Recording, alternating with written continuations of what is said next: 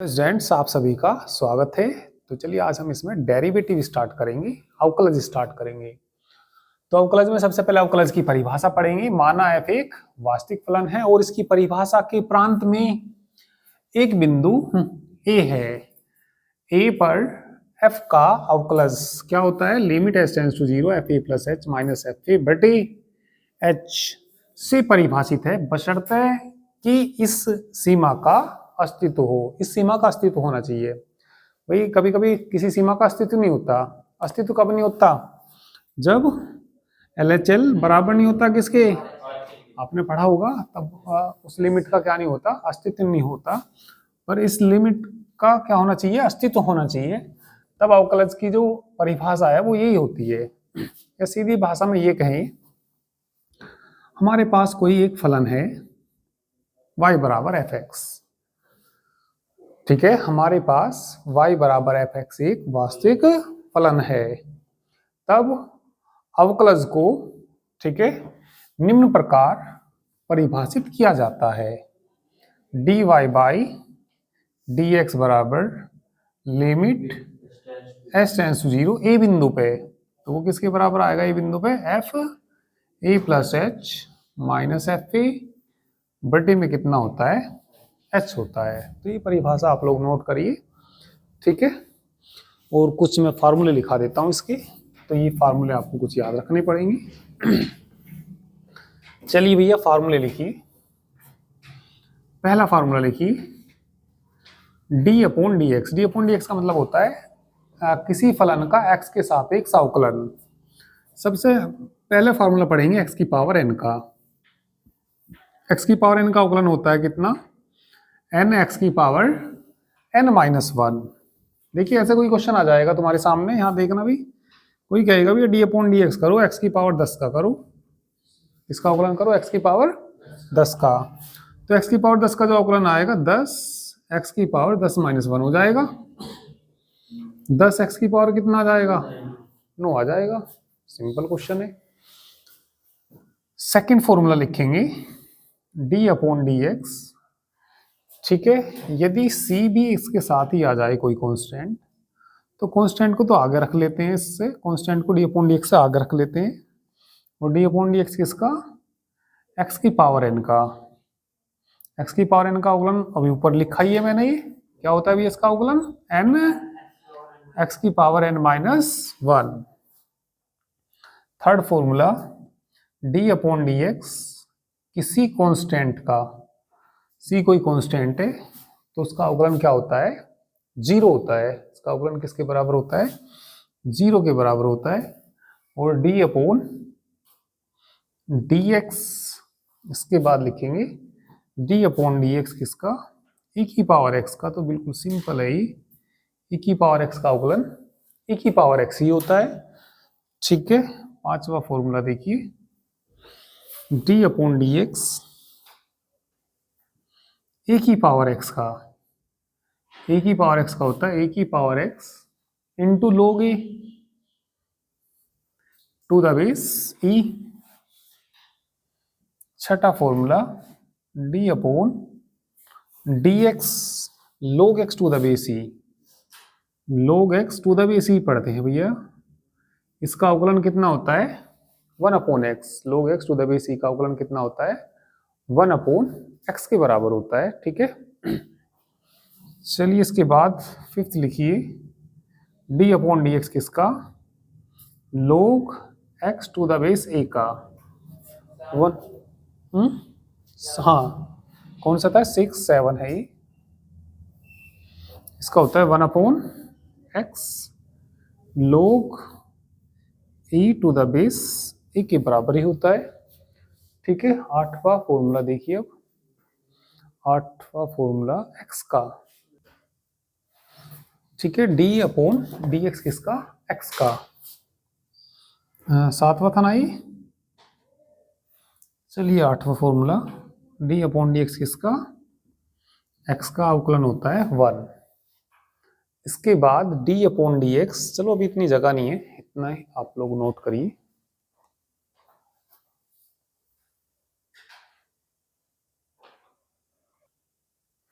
D upon d x sine x का, sign नोवा होगा है ना, डी अपॉन डी एक्स किसका, साइन एक्स का क्या होता है, कोस एक्स होता है, साइन एक्स का अवकलन क्या होता है, कोस एक्स।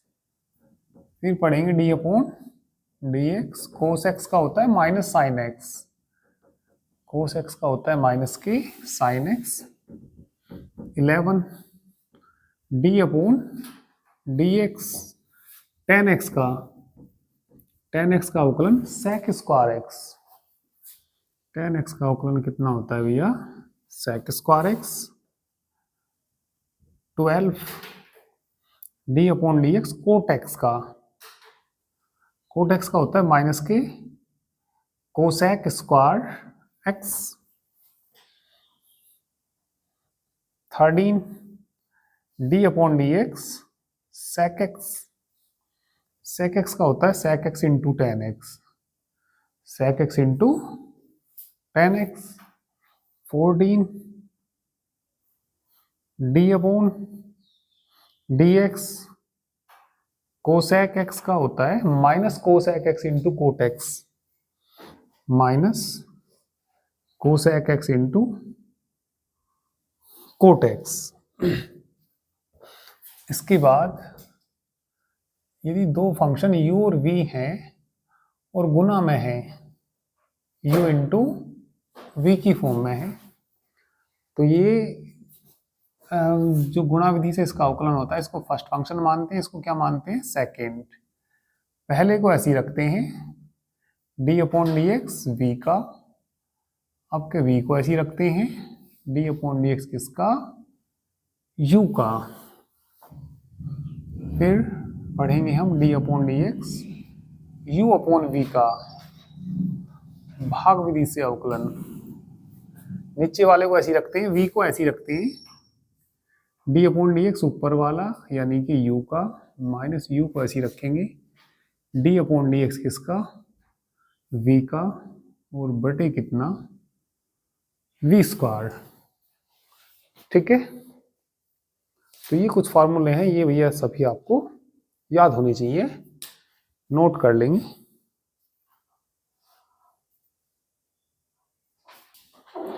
चलिए अब हम प्रश्नावली स्टार्ट करेंगे।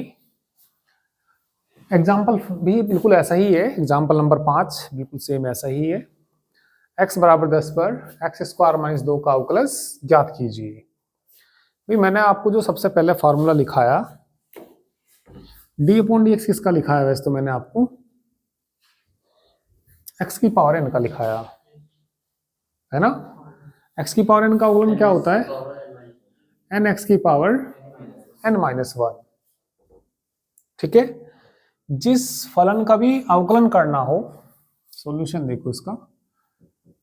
ठीक है, वैसे इन्होंने जो एग्जाम्पल का रखा हो प्रथम सिद्धांत से का रखा, प्रथम सिद्धांत से भी बताऊंगा और वैसे भी बताऊंगा सीधा फार्मूले से कैसे करते हैं। जिसका अवकलन करना हो उसे y के बराबर मान लो, माना y बराबर कितना, एक्स स्क्वायर माइनस 2।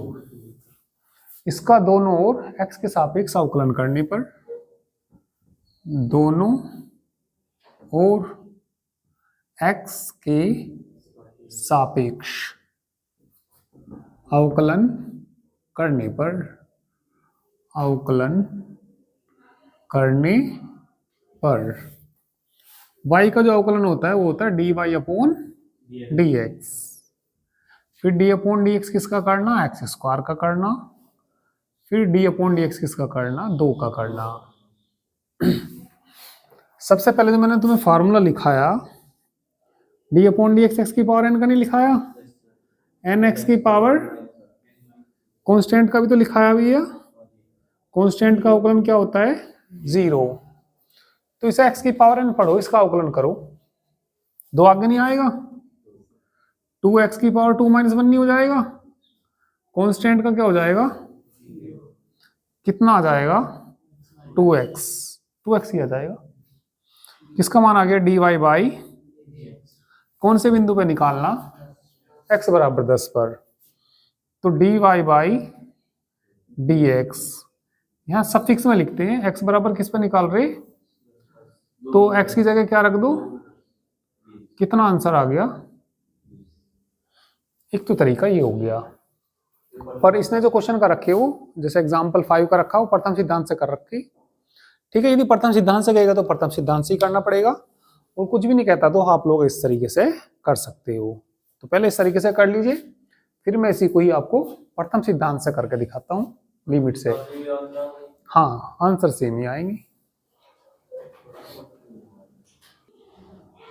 चलिए प्रथम सिद्धांत से करते हैं अवकलन।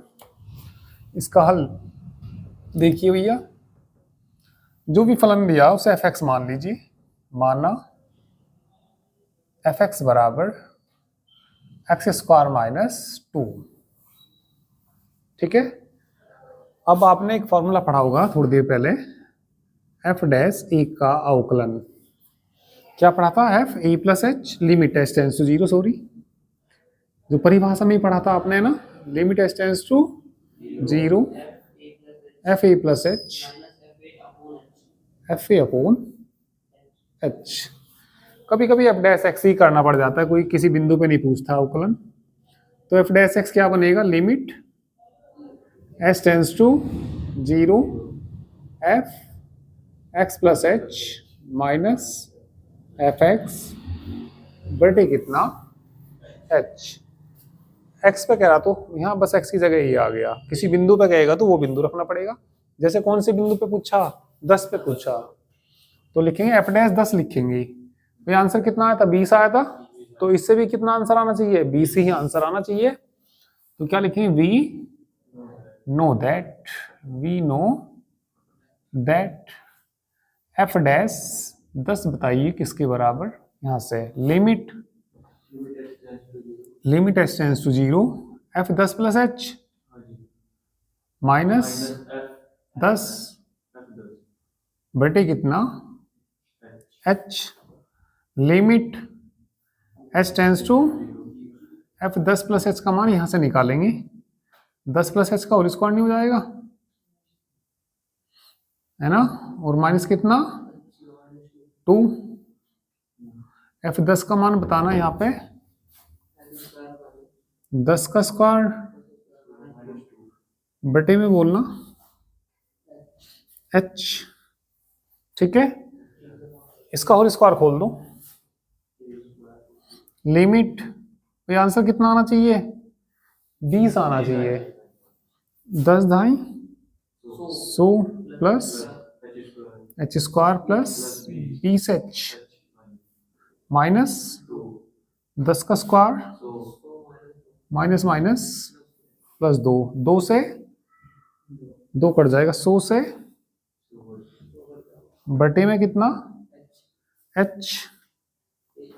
ऊपर से कॉमन ले सकते हो, तो लिमिट कितना भैया? H tends to 0, h common ले लो ऊपर से, एच प्लस कितना बचेगा? बटे में कितना? एच से एच किसको टेंड कर रहा? 0 प्लस बराबर, ये प्रथम सिद्धांत से हो गया।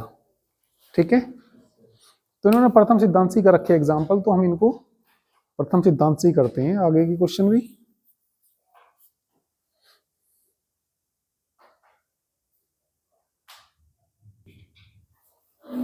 क्वेश्चन नंबर 2, x बराबर 1 पर x का अवकलज ज्ञात कीजिए।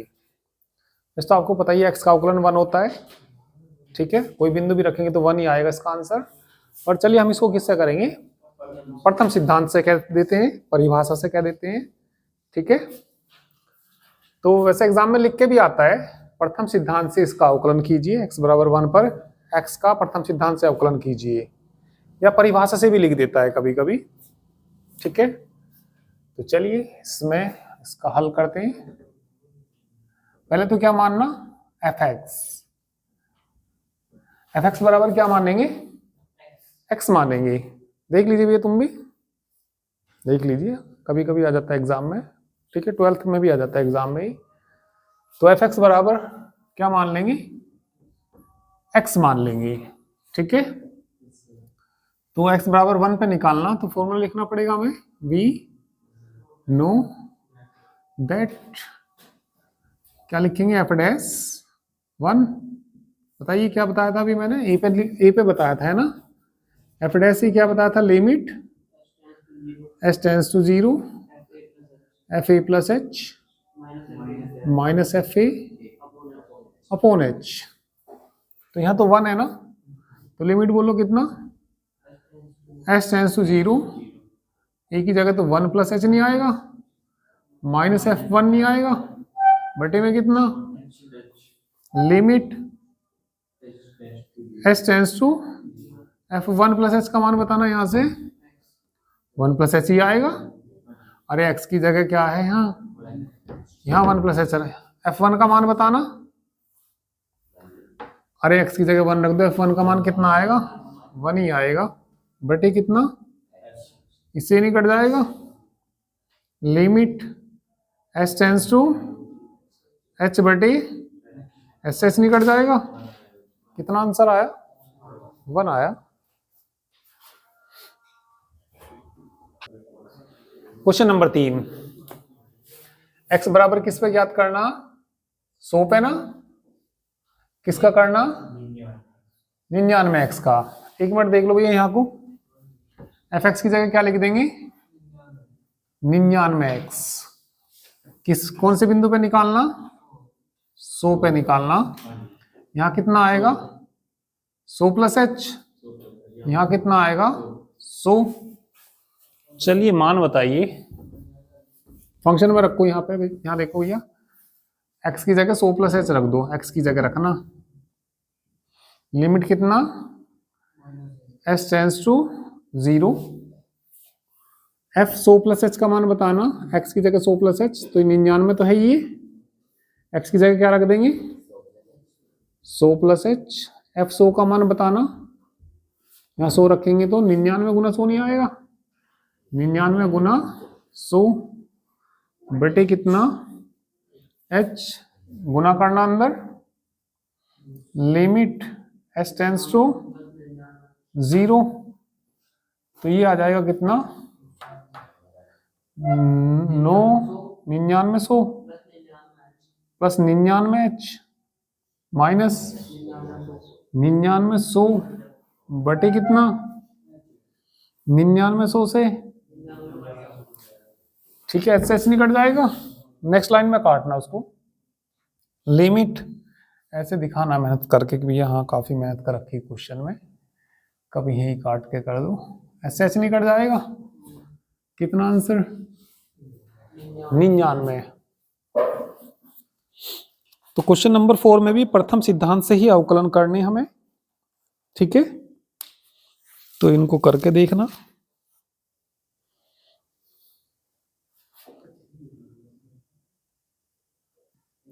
ठीक है, एग्जाम्पल से भी करके देखना, बाकी चलिए कल करेंगे।